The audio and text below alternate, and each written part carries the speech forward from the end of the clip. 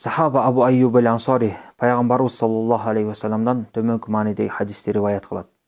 Ким Рамазан айынын орозосун кармап, андан кийин Шаввал айында 6 күн орозо кармаса, 1 жылдык орозого барабар болот.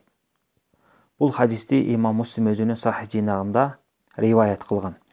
Мына ушул хадиске байланыштуу кээ бир маселелерди сиздер менен бөлүшө кетейин. Биринчи маселе: Шаввал айы бул Рамазан айынан кийинки келе турган ай. Экинчи маселе: Шаввал айындагы 6 күндүк нафил орозонун артыкчылыгы. Хадисте белгиленгендей, ким ушул 6 күндүк орозону кармаса, 1 жылдык орозонун сообуна ээ болот. Үчүнчү маселе: кайсы бир адам оору же сапар же андан башка үзүр себептүү Рамазан айында оозун ачкан болсо, кийин Рамазан айы бүткөндө жанагы хадисте эскерилген орозону кармайм деп ниеттенсе, анда алгач ал адамдан Рамазандын казасын өтөп берүү талап кылынат. Анткени пайгамбар саллаллаху алейхи вассалам ким Рамазан айынын орозосун кармап андан кийин деп баса белгиледи. Жана ошондой эле Абу Хурайра аттуу сахабадан бир адам келип, карыз орозолордун казасы туруп нафил орозо кармаса болобу деген мааниде суроо бергенде, алгач Аллах субхана тааланын акысынан башта андан кийин каалашыңча орозо карма деп жооп берген. Бул асарды Абдуразак өзүнүн Мусаннаф китебинде риваят кылган.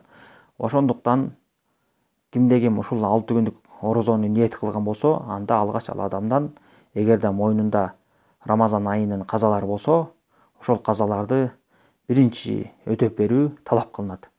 Бул шарт жеке эле 6 күндүк Шаввал айынын орозосуна тиешелүү эмес, балким жалпы нафил орозолорго да тиешелүү. Ким жалпы эле нафил орозосун кармайм деген болсо, сөзсүз түрдө казалардан биринчи кутулуп, андан кийин нафилдерге киришүү уруксат берилет.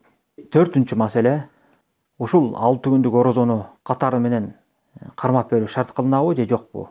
Жооп: албетте шарт кылынбайт. Ким өзүнүн шартына жараша үзүп кармаса дагы уруксат берилет. Бирок биздин шариятыбыз ар бир жакшы ишти тезирээк аткарганга үндөп келет. Анткени адам баласы эртеңки күнү кандай үзүрлөр, кандай тоскоолдуктар болоорун билбейт. Ошондуктан адам баласы колунан келишинче аракет кылып, жакшы иштерди эртерээк аткарганга, ошонун ичинде ушул орозолорду катары менен кармап берүүгө аракет кылса, бул жакшы мустахап иш болуп саналат. Бешинчи маселе: кээ бир адамдар сурап калышат, ушул 6 күндүк орозону башка артыкчылыгы белгиленген күндөргө ылайыктап кармаса болобу? Мисалы, 1-4 күндөрү орозо кармап, ошону менен биргеликте 6 күндүк Шаввал айынын орозосун ниет кылып чогуу кармаса болобу деп сурап калышат. Албетте болот, анткени бардыгы нафил орозолор бири-бирине кирип кете берет. Баарын бир ниет менен кармап койсо, иншалла соопко ээ болот.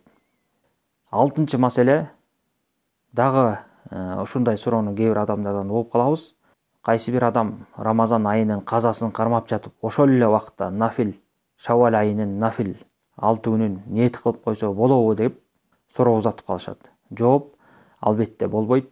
Анткени пайгамбар саллаллаху алейхи вассалам айткандай, ким Рамазан айынын орозосун кармап андан кийин деп шарт маанисинде айтып атат.